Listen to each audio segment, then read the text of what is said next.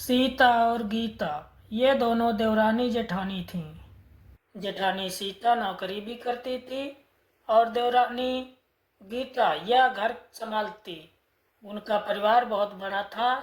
सास ससुर और उन दोनों के बच्चे कुल मिलाकर 10 लोग घर में रहते।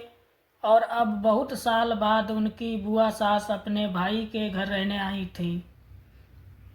सुबह उठने के बाद बुआ सास ने देखा कि सीता फटाफट अपने काम कर रही थी। गीता ने नाश्ता बनाया और वह नाश्ता सीता ने सबको परोसा।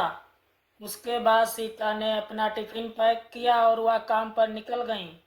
गीता ने वापस दोपहर का खाना तैयार किया और थोड़ा वक्त अपनी सास और बुआ सास के साथ बैठी रहीं। बुआ सास से रहा नहीं गया।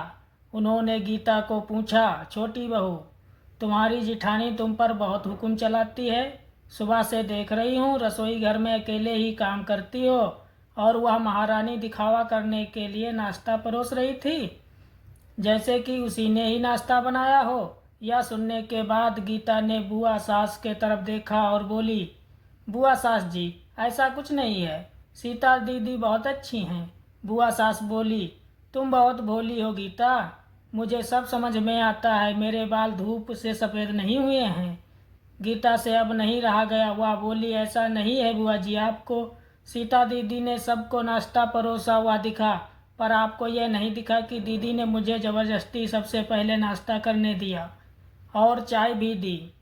वह रोज़ मुझे ऐसे सबसे पहले ही नाश्ता दे देती हैं, नहीं तो सबके लिए नाश्ता बनाते बनाते मैं खुद के लिए नाश्ता बनाना भूल जाऊंगी।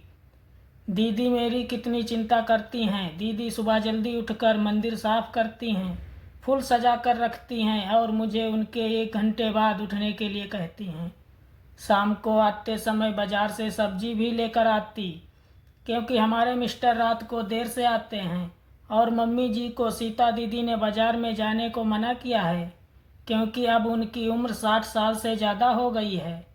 बाजार में जाते समय उनको तकलीफ़ होगी, उनके पैर बहुत दुखेंगे। कभी उनको बाहर घूमने का मन हुआ तो सीता दीदी छुट्टी लेकर उनको घुमाने ले जाती हैं। और हाँ बुआ दीदी रोज़ शाम को आने के बाद वह कितनी भी थकी हों तब भी मुझे खाना बनाने में मदद करती हैं।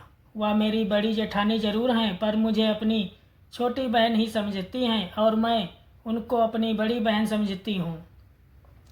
यह सब सुनकर बुआ सास एकदम चुप हो गईं। उनकी चुगली गीता के साम आगे टिक नहीं पाई। शाम को सीता सब्जी की थैली गीता के पास देते हुए बोली, सब्जी के साथ तुम्हारे मनपसंद लेखक की किताब भी उसमें है। यह सुनकर गीता खुश हो गई।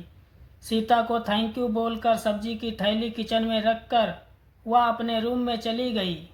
उतने में बुआ ने सीता को आवाज़ दी, बड़ी बहू जरा यहाँ आना। बोली, सीता तू इतनी मेहनत करके पैसे कमाती है और ऐसे फालतू में किताब खरीदी करके मुफ्त का खर्चा करती हो, वह भी अपनी छोटी देवरानी के लिए। वह ऐसे भी घर में बैठ कर करती क्या है? तुम दिन भर मेहनत करती हो और वह घर में आराम करती है। इस पर सीता हंसकर बोली, क्या बुआ जी, आराम? और गीता, उसे तो कहने पर भी वह आराम करती नहीं। सुबह उठकर बेचारी काम करती रहती है। सबका मनपसंद खाना, मेरे और उसके मिलाकर 4 बच्चों का टिफिन सब वही तो करती है और तब भी उसके चेहरे पर हमेशा आनंद दिखता है।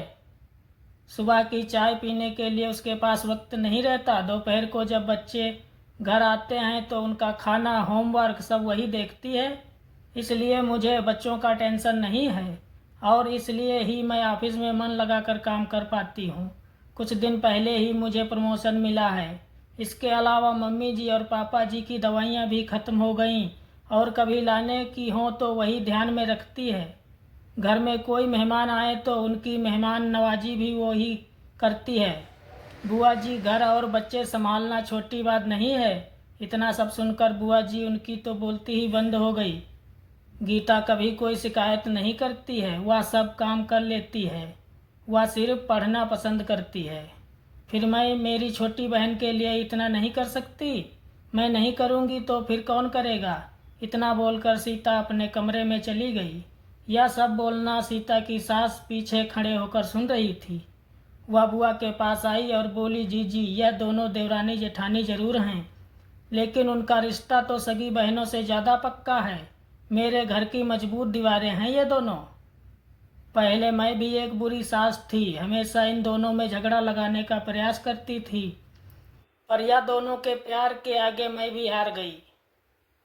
वैसे भी झगड़ा लगाकर नुकसान तो हमारे ही घर का होगा ना। पर यह बात बुआ को समझ में नहीं आई। रुदन करते हुए कमरे से बाहर चली गईं, क्योंकि उन दोनों में झगड़ा लगाने के लिए ही वह आई थीं। पर सीता और गीता इनके जैसी दो समझदार देवरानी जेठानी के बीच झगड़ा करवाना बहुत मुश्किल था। तो दोस्तों, सीता और गीता इनकी जैसे समझदार देवरानी जेठानी जिस घर में होंगे उस घर का कोई बुरा नहीं कर सकता। जिस घर में ऐसी बहुएं होंगी वह घर स्वर्ग बन जाएगा। दोस्तों, देवरानी जेठानी की सुंदर पारिवारिक कहानी आपको कैसी लगी ज़रूर बताएं कमेंट में।